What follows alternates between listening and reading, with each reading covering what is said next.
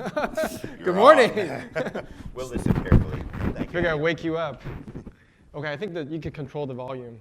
They want to break their eardrums.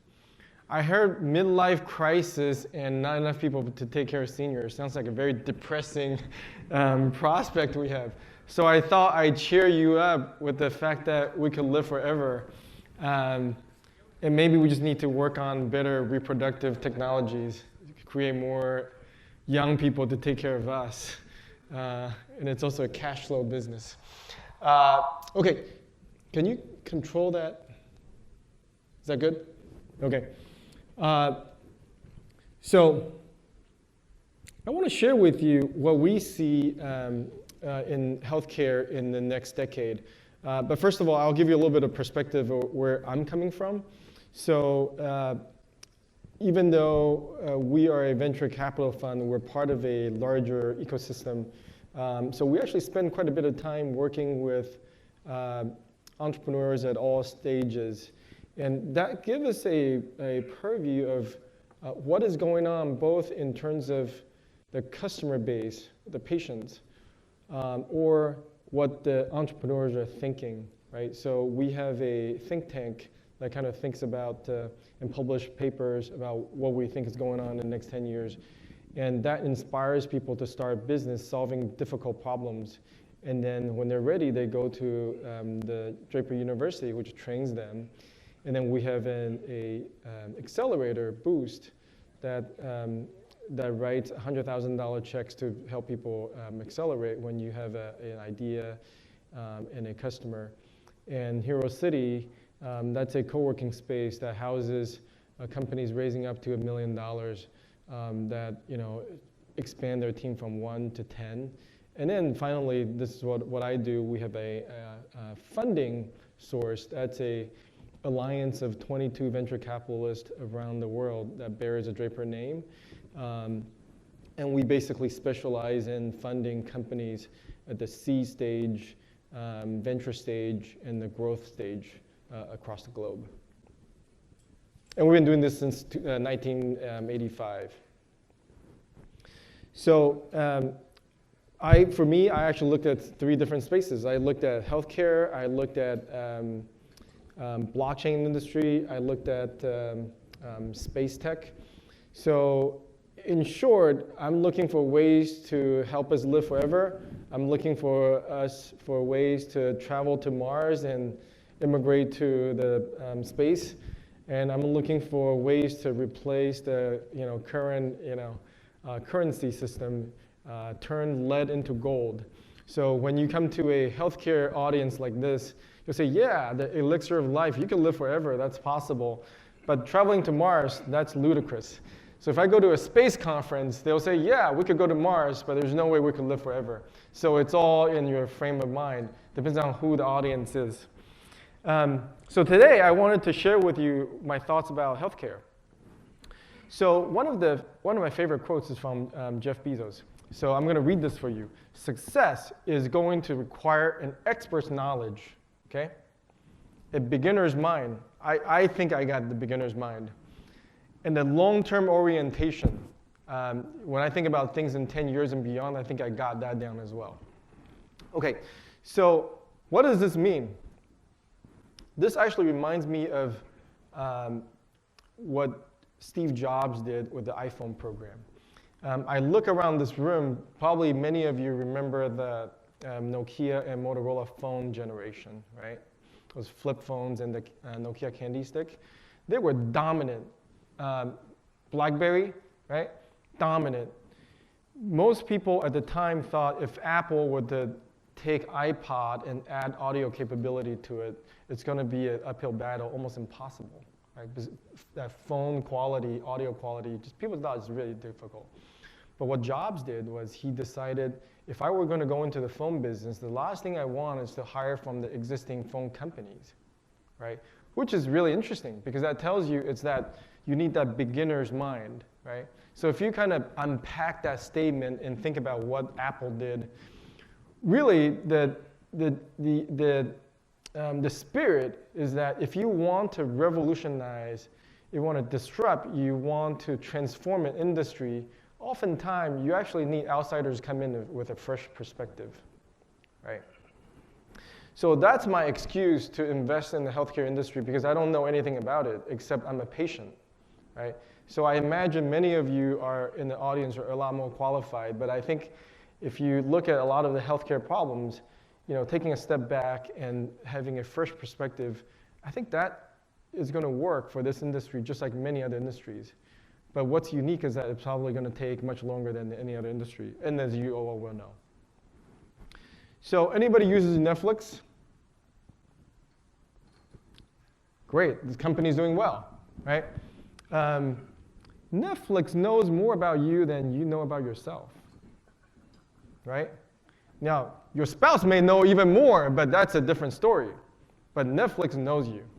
It knows what you like, what kind of show you like, which actor you like, what kind of plot, what kind of genre the media you like, right?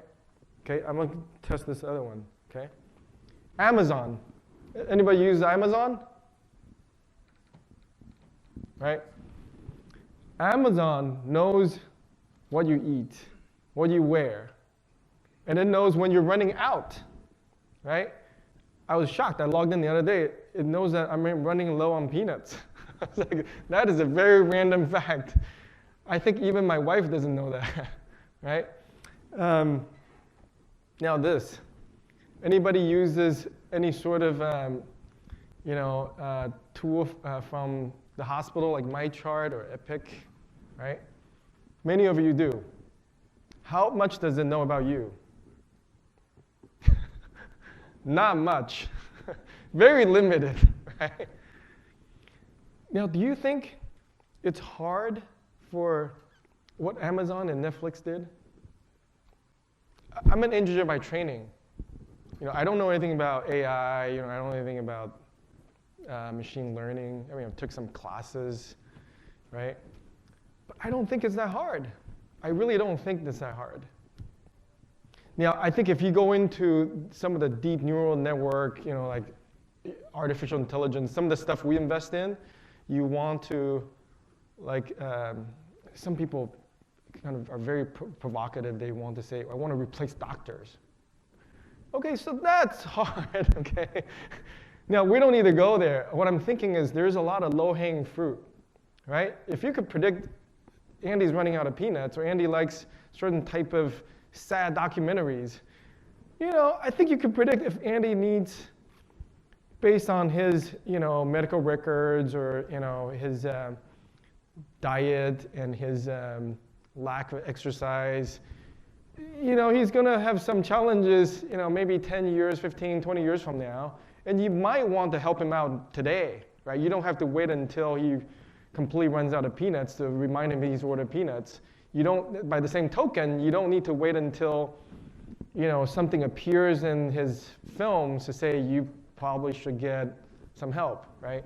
So there's a lot of predictive analytics that could be put in without a whole lot of really heavy-duty, technology, right? And if I look back, less than 100 years ago, the average human lifespan is about 40, 45 years. And today, we almost doubled, right? And that is due to just a few key inventions, right? This is antibiotics, the vaccine, surgical gloves. These are key inventions, right? Disruptive inventions. And I think we may have a few in the pipeline, right? That frankly happened in other industries that we could borrow in the healthcare industry. I think there is some low-hanging fruit. You could really help, and I think the previous panel talked about population health, right? There's some technology we could use. I think people are dying early unnecessarily, right? So I thought I, again, bring you back to, investors are typically not very good at going very deep, so I keep pulling you back at the very top so we could talk in general terms before I expose myself not being an expert. I thought I'd take you back and look at how other industries have transformed, just based on simple things. And I'll just use one example, one very simple example. the internet, right? Literally the internet, okay? So internet came out in the 90s, right? It transformed, sorry, the print is very small. It transformed telecom industry, obviously, right? It's a communication technology, telecom industry. And then it disrupted media. You know, we talked about Netflix. It literally took, what, 20 years for Netflix to completely transform and realize its vision, right? Enterprise software, productivity, right? Email, when I first started as an engineer in the 90s, it was like, not everybody has it in the company. Like only key people had it. It's like a perk. Now you can't wait to get rid of it, right? Industrial, like some of the most conservative, sort of stodgy companies, they want things to work. They don't want to change, but they've adopted internet, right? Now you have even more some of the more contemporary technologies like shared economy. People are really embracing internet to take advantage of underutilized high-value assets like cars, like houses, right? Using internet. Most recently, it's financials. This didn't shock me, right? But I was surprised by two things. And you'll find this a lot in early stage companies. I was shocked how long it took for the banks to finally adopt, okay? Because I remember hearing about internet banks, you know, during Web 1.0, right? Web 1.0. But now it's everywhere. So that's shock number one, it took this long. You know the second thing I'm shocked by is how fast it spread once it started, right? How fast it spread, right? So this is financials. Now you're thinking to yourself, this is just one technology. This is just internet. I mean, this is nothing fancy, right? You could say internet 1.0, 2.0 is a little faster, 3.0 you have videos. It's just internet, nothing else, right? What's left, right? If you look around, there are probably a few other things. In my mind, you know, I quickly look at the big industries, right? Healthcare, education, and the government itself, right? Now the government is kind of a tough nut to crack, so I'll kind of leave it at last. Education, you know, you have entrenched players and branding, and those things are pretty difficult to crack. But you know, but you start seeing internet companies going after education. But I think healthcare is next. I really think so, right? It may not feel like that in this room, in our crowd. If you go to where I hang out most of the time, Draper University, where we take students from 80 different countries, and these are students between 18 to 28 years old, right? I mean, I'm encouraging them to revolt against their hospitals and not their government, right? I'm encouraging them to demand the same type of mobile experience that they have from their e-commerce vendors compared to their hospitals, right? And it's not going to happen overnight, but just like in the financial services, when it does happen, it'll happen so quick. And it'll be a good thing. It'll be a good thing. And I think it'll be better for the patients, better quality of life for the doctors, and it'll be probably good for part of the ecosystem. Maybe not the payers, but it'll be more efficient. But it'll be better for the taxpayers. Okay, so this is what I kind of alluded to a little bit earlier, right? You go from this idea of having data, right? Collecting data, and then processing data, using data. None of this is rocket science, and this has happened in other industries. We simply have to just help the healthcare industry adopt and take advantage of it. Now the good news is a lot of these low-hanging fruit, they're already proven. The industrial guys don't want to use it because they don't want to be the guinea pig. But thank God the telecom industry already the guinea pig.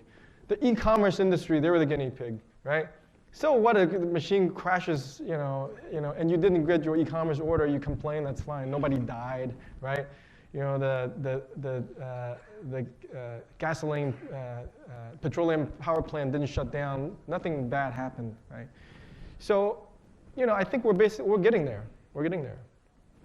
And again, I take you back to an evolution of an industry. Oftentimes people say, well, healthcare is different. It's medicine it's an art, right? And I don't disagree with you. I think it's so complicated that we humans haven't figured out a way to come up with a deterministic approach for medicine, right? We have, I'll share with you some of our investments we've made a little bit later, but one in particular, it's a computational chemistry. The topic is old, right?